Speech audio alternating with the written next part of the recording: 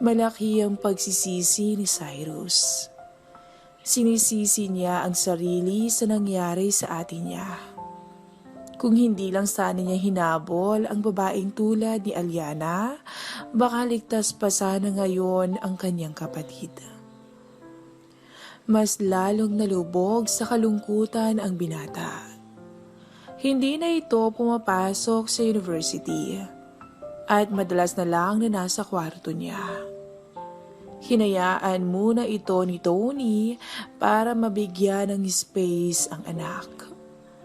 Walang ginawa si Cyrus kundi magkulong at mag-surf lamang ng internet. Hinahatiran na lamang siya sa silid niya ng kanyang pagkain. Dito ay biglang nag-ring ang cellphone niya at hindi niya alam kung kanino ang number na tumatawag. Natatakot siyang sagutin ito. Hinayaan niya lang ito pero patuloy ang pagtawag sa cellphone niya. Dito siya napilitang sagutin ang tawag. Hello? Pasmadong boses si Cyrus nang sagutin ang tawag. Cyrus? Si Aliana to. Cyrus, pakiusap, tulungan mo ko. Wala na akong ibang mahihingan pa ng tulong.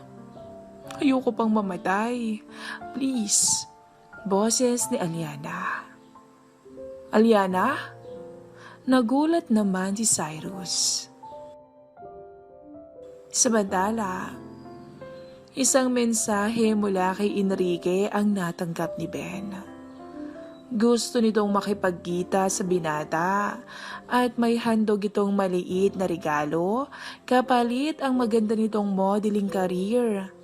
At dahil na-launch na rin ang isang clothing line kung saan ginamit si Ben bilang isa sa mga modelo. Ang angking kayumangging katawan ni Ben at ang kisig nito ay nagpapatok sa clothing line.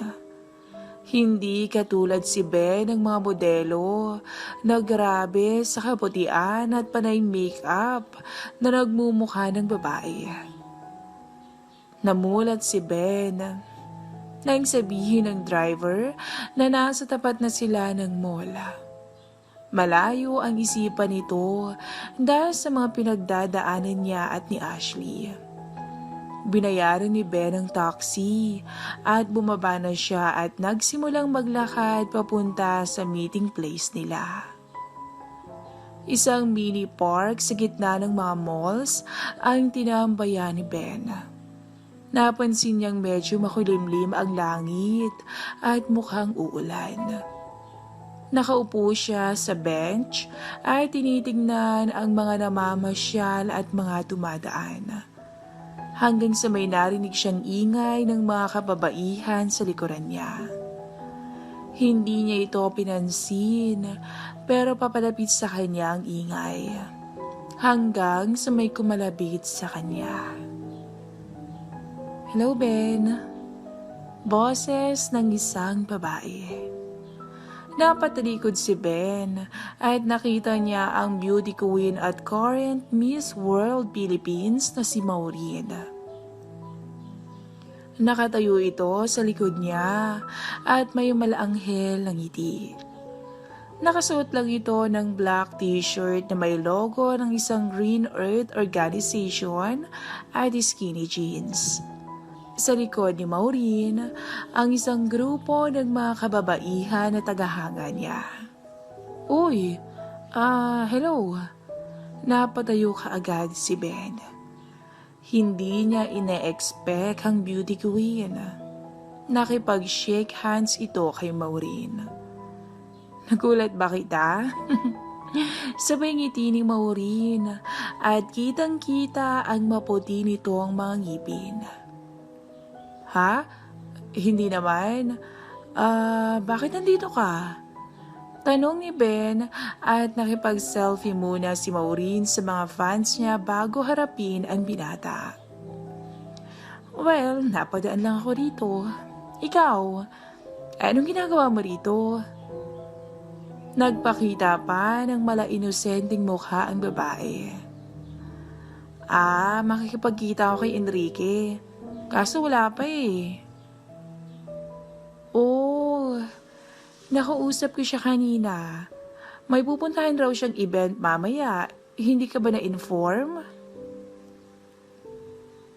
Tiningnan ni Ben ang cellphone niya at may message si Enrique. Enjoy! Ito ang text ni Enrique. Shit, nasetap ako Bulong ni Ben. May message ba siya? Tanong ni Mauri na pa-inosente ngiti pa. Wala. Baka nakakalimutan niya. Sagot ni Ben. I see. Well, since nandito na tayo, gusto mo sumama sa akin ngayon? Aya ni Maureen. Saan ka pupunta? Tanong ni Ben. Wala. Mag-iikot-ikot lang. Free time ko kasi now eh. Besides, parang malungkot maglakad-lakad ngayon ng walang kasama. At nakapouty lips pa ito kay Ben. No choice ako. Bulong ni Ben sa sarili. Sige, samahan na kita. Great! Let's go na. Sinabit kaagad ni Maureen ang braso niya sa braso ni Ben. Napakamot ng ulo ang binata. Namasyal ang dalawa sa mall. Ang plano ni Ben na casual meet lang ay naging instant date sa reigning beauty queen. Bawat lugar na mapuntahan nila ay sunod-sunuran ang mga mata sa kanila. Ang ibang fans ay nagpapa-picture kay Maureen at ang iba naman ay nagpapa-autograph. Si Ben naman ay pumupunta sa gilid kapag merong lumalapit na mga tagahanga ni Maureen. Napansin naman ito ng dalaga. Oy, sorry Ben ha, baka nauumay ka na. Hindi ko naman kasi matanggihan ang mga lumalapit sa akin. Alam mo na, kailangan i-maintain yung image. Sorry talaga ha. Okay lang Maureen. Actually, natutuwa pa nga ako eh. Kasi mabait ka sa kanila. Kahit na medyo nakaka-istorbo sila sa lakad mo. Ganun talaga pag naging sikat, Ben. Kaya nga pag nakabuo ka na ng solid na fanbase sa pagmamodelo mo, magiging tulad mo rin ako. Naku, magtatago na lang ako pag ganyan. Grabe ka naman. Hindi ka na nga makakalabas niyan. Pagbigyan mo na lamang sila. At least, di ba, nakakapagbigay ka rin ng kaunting saya sa kanila.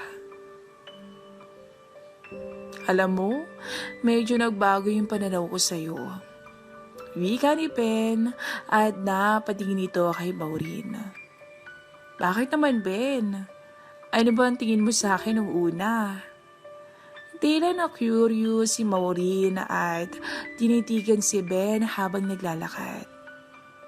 Kasi nga, sikat ka. Tsaka nung first time kitang makita, parang ang taray mong tignan. Pero mabait ka naman pala at simple. Ano ka ba? Siyempre, mukha akong suplado noon kasi nga nag-e-emote ako. Hello, nagmo-model tayo noon, di ba? Ikaw talaga? At kinurot ni Maureen si Ben na ikinakiliti naman ng binata. Oy, wag mo gawin yan dito. Baka isipin nila ang sweet nating dalawa. Ano naman ngayon? Wala naman tayong ginagawang masama eh. Wala pa sa ngayon, anyway. Ang simpleng pahiwatig ni Maureen at napataas ng kilay si Ben. Ha? Tanong ng binata. Wala? Tara na nga. Samahan mo ako sa itaas. Titingin ako ng swimsuits. Pumunta ang dalawa sa itaas. Dumiretso sila sa mga nagbebenta ng mga swimsuits. Namimili si Maureen at panay naman ang tingin sa kanya ng mga sales lady. Napapatingin rin sila kay Ben at nagchichismisan. Pang-ina, sigurado akong may issue talaga ako nito. Bulong ni Ben. Ben, look at this. Bagay ba? Pinakita ni Maureen ang isang yellow bikini. At nag-thumbs up lang si Ben. Subukan ko kaya? Tanong ni Maureen. Ikaw, kung pwede siguro. Pwede yan. Miss, excuse me, pwede ko ba itong itry? Tanong ni Maureen sa lumapit na sales lady. Tumango naman ang sales lady at itinuro ang dressing area. Sinamahan ni Ben si Maureen papunta sa dressing area. Maraming vacant, kaya pumasok sa isang cubicle si Maureen at nagulat si Ben nang hilahin siya ng dalaga sa loob. Maureen, baka mahuli ako rito. Bawal ako dito, bulong ni Ben. Shh, huwag ka maingay. Ako na bahala sa'yo. Tulungan mo na lang ako. Inalis ni Maureen ang kasuotan niya.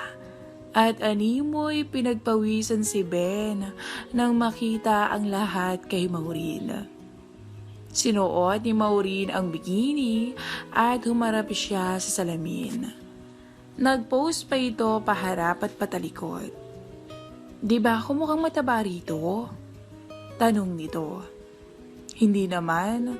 Ang sexy mo nga dyan eh. Talaga? Oo naman. Iniwas ka agad ni Ben ang tingin niya sa beauty queen. Ngumiti naman si Maureen kay Ben. Matapos makabili si Maureen, ay pumunta naman ang dalawa sa men's area para makapag-shopping si Ben. Alam mo, I think bagay sa'yo yung mga fitted na t-shirts. Ang wika ng dalaga. Ganun ba? Pwede na siguro to, no?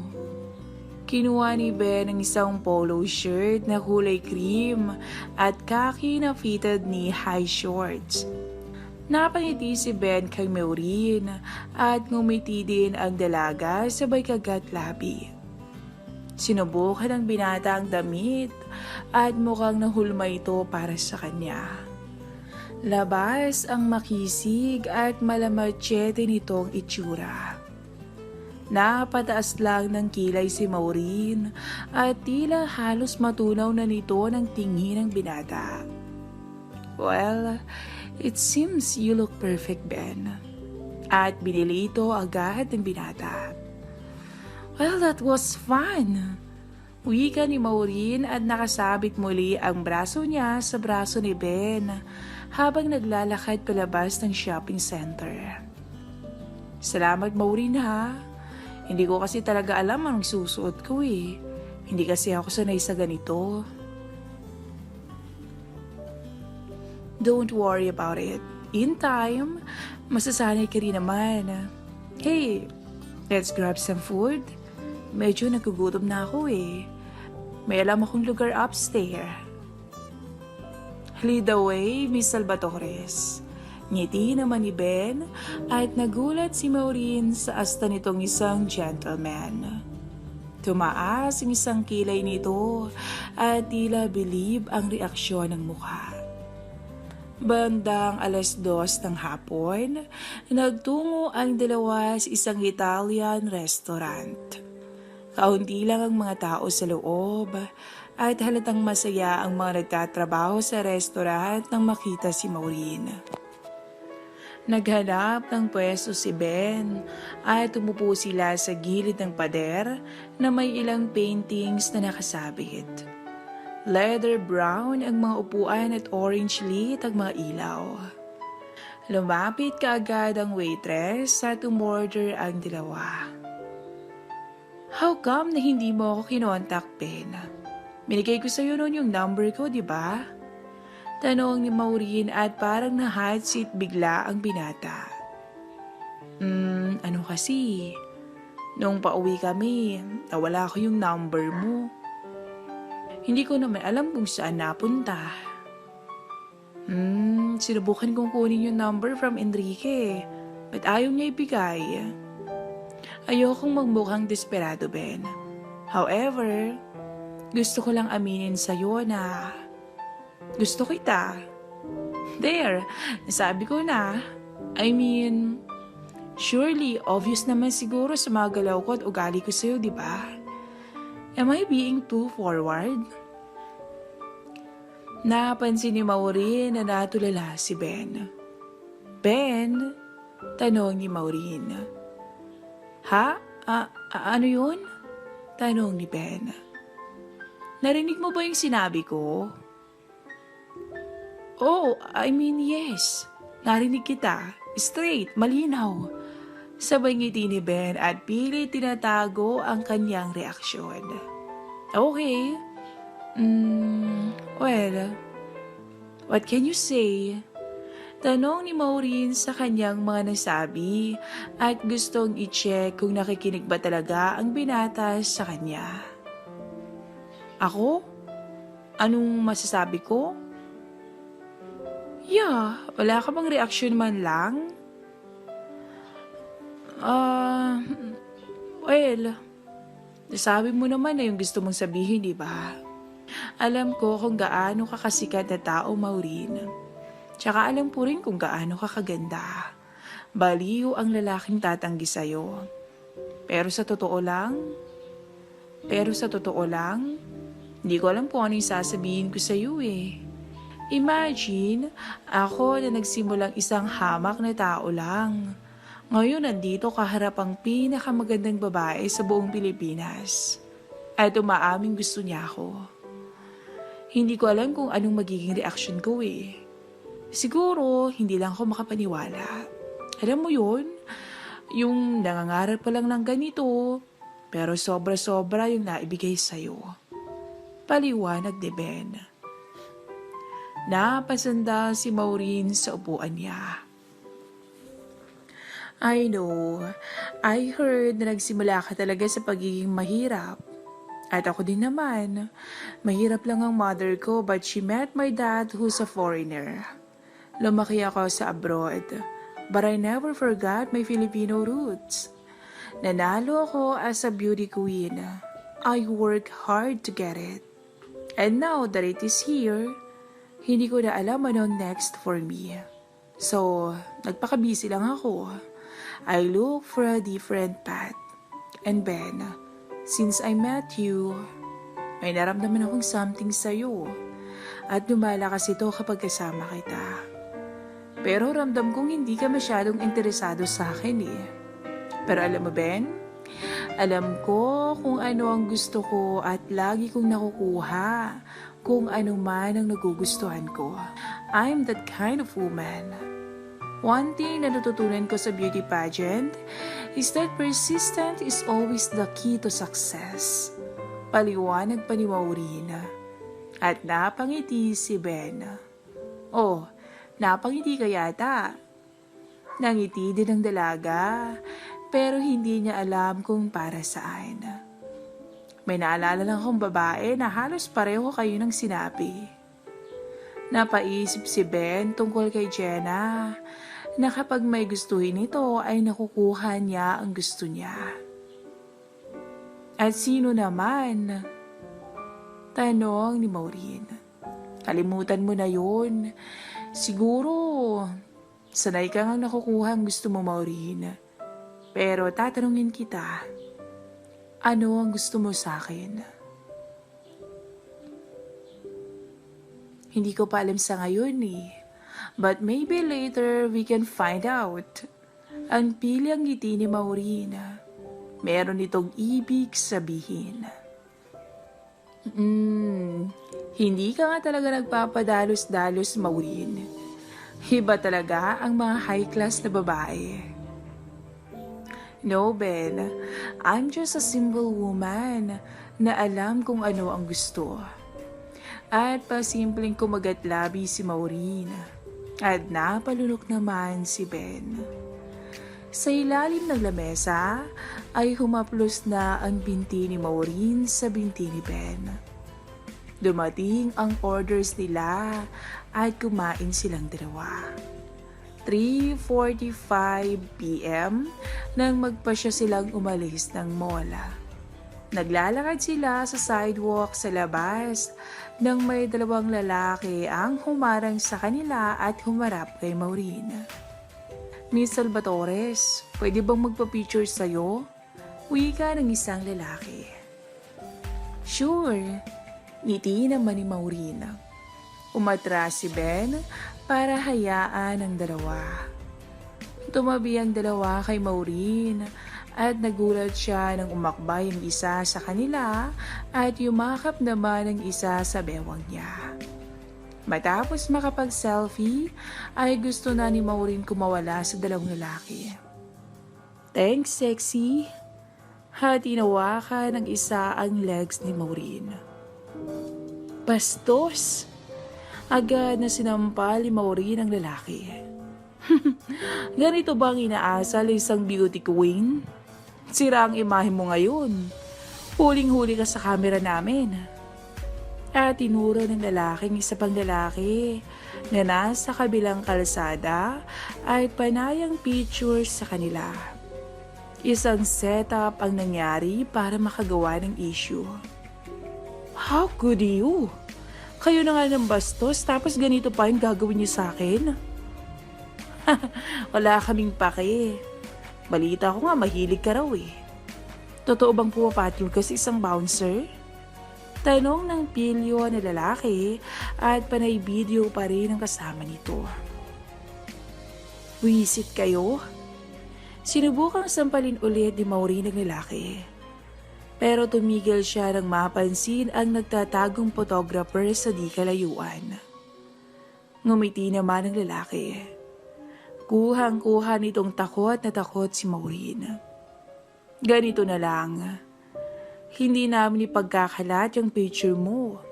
Kung pagbibigyan mo lang kami. At biglang sinapak ni Ben ang mukha ng lalaki. At bumagsak ang ulo nito sa sementong kalsada.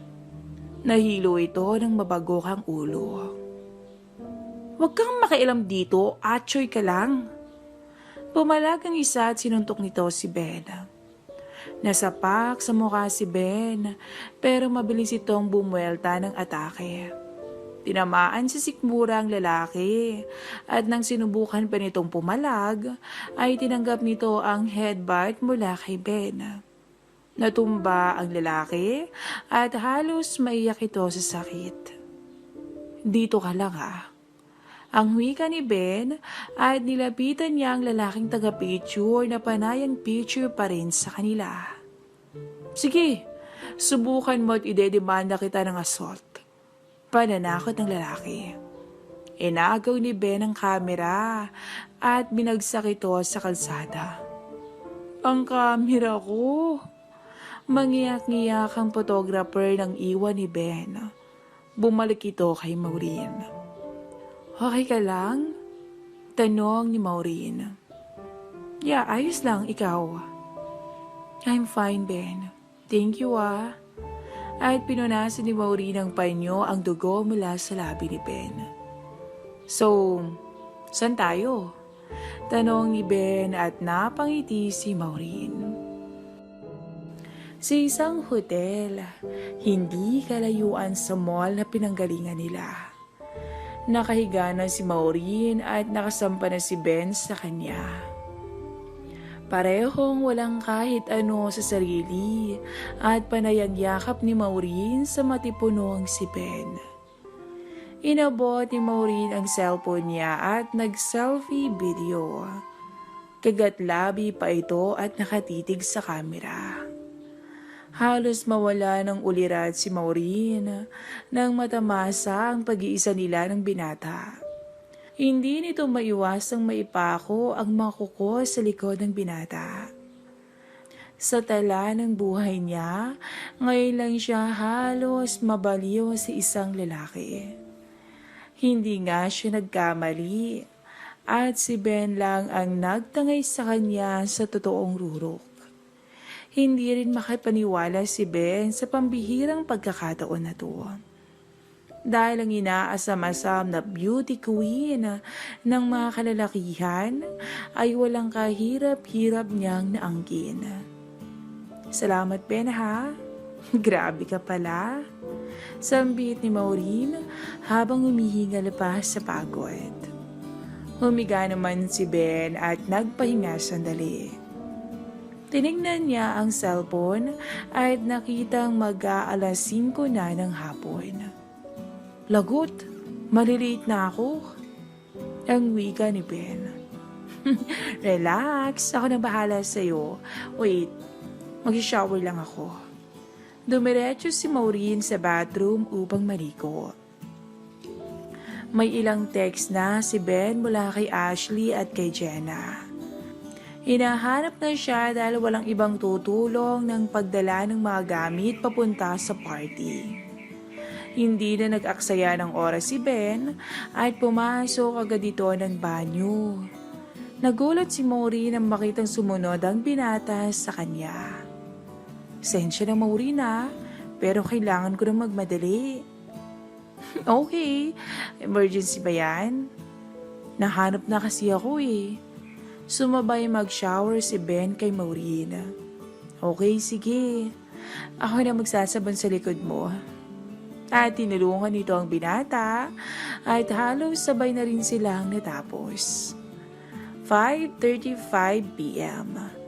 Nakarating si Ben sa mansyon ng mga Collins sakay ng kotse ni Maureen. Nasa may hardin si Jenna at si Mang Celso. Hoy!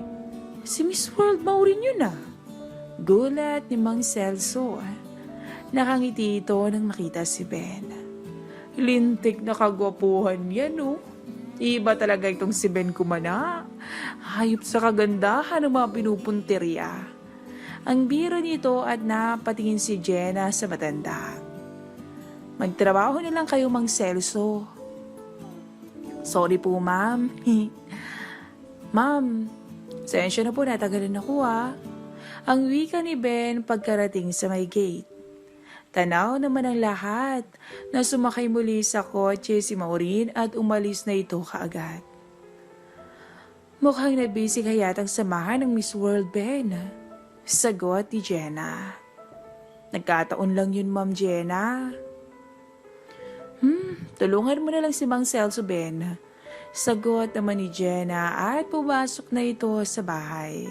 Malaki ang pagsisisi ni Cyrus. Sinisisi niya ang sarili sa nangyari sa atin niya. Kung hindi lang sana niya hinabol ang babaeng tulad ni Aliana, baka ligtas pa sana ngayon ang kanyang kapatid. Mas lalong nalubog sa kalungkutan ang binata. Hindi na ito pumapasok sa university at madalas na lang na nasa kwarto niya. Hinayaan muna ito ni Tony para mabigyan ng space ang anak. Walang ginawa si Cyrus kundi magkulong at mag-surf lamang ng internet.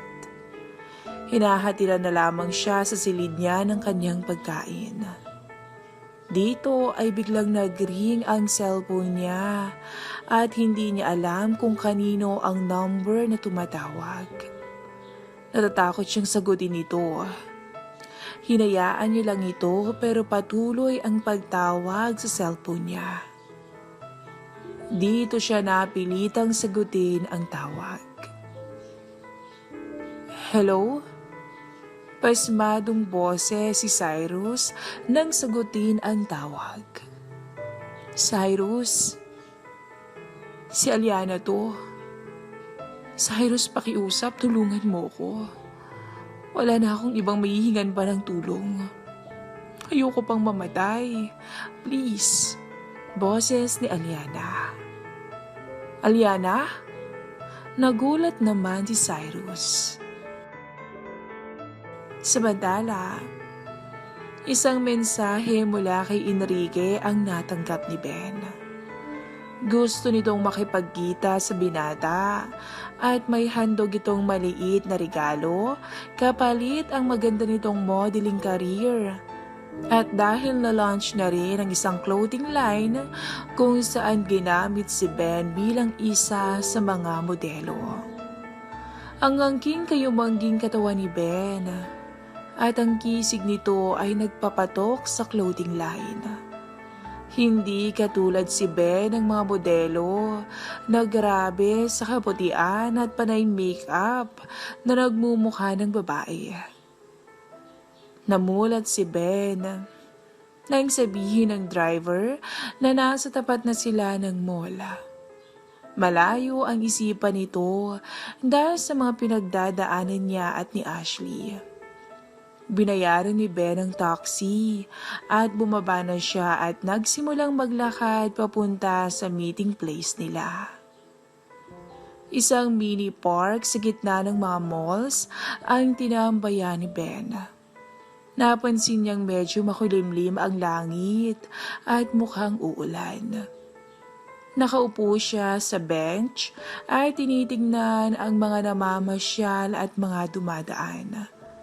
Hanggang sa may narinig siyang ingay ng mga kababaihan sa likuran niya.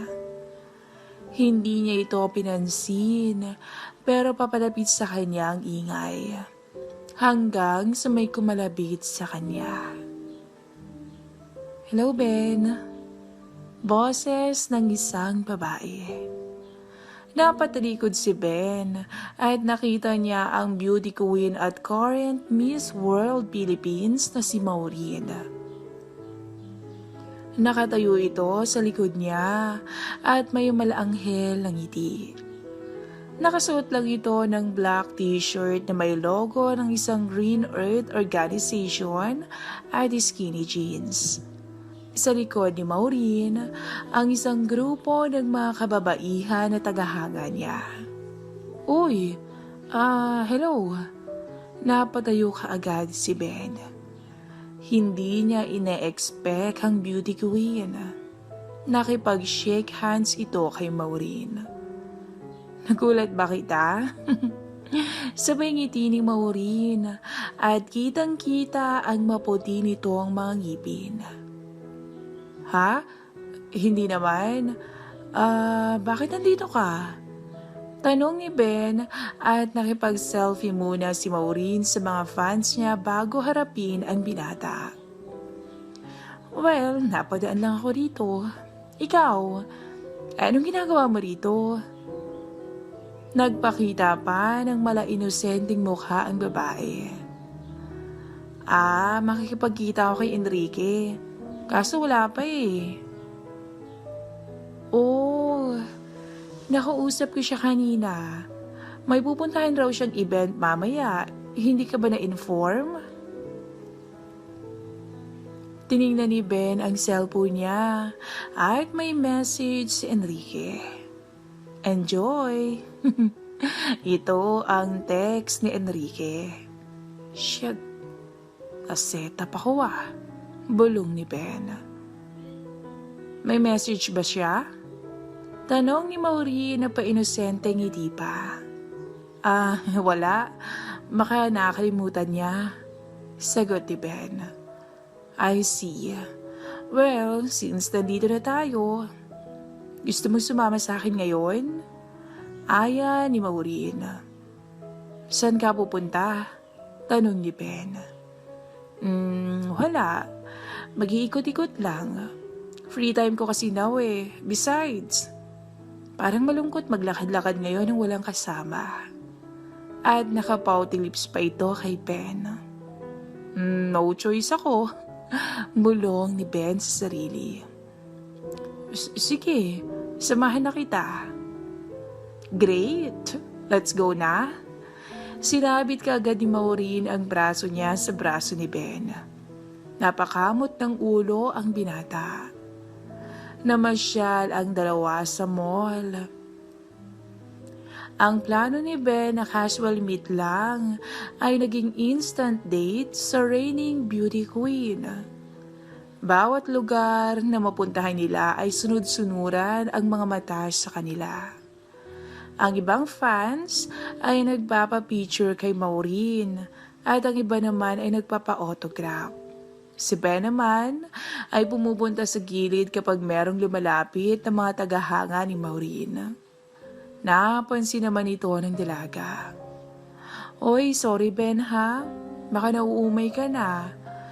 Hindi ko naman kasi matanggihan ang mga lumalapit sa akin. Alam mo na, kailangan i-maintain yung image. Sorry talaga ha. Okay lang, Maureen. Actually, natutuwa pa nga ako eh. Kasi mabait ka sa kanila. Kahit na medyo nakaka-istorbo sila sa lakad mo. Ganun talaga pag naging sikat, Ben. Kaya nga pag nakabuo ka na ng solid na fanbase sa pagmamodelo mo, magiging tulad mo rin ako. Naku, magtatago na lang ako pag ganyan. Grabe ka naman. Hindi ka na nga makakalabas niyan. Pagbigyan mo na lamang sila. At least, di ba, nakakapagbigay ka rin ng kaunting saya sa kanila.